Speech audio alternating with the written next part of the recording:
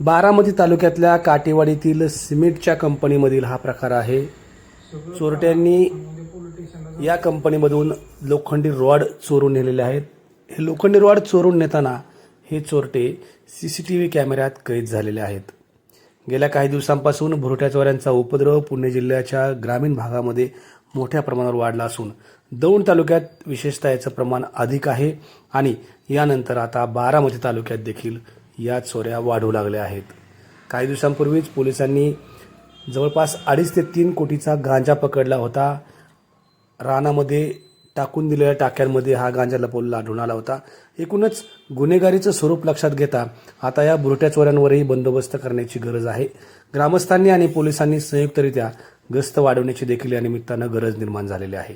हा काटेवाडीतील प्रकार असून पहाटेच्या 5:40 हा प्रकार उघडकीस आलेला आहे।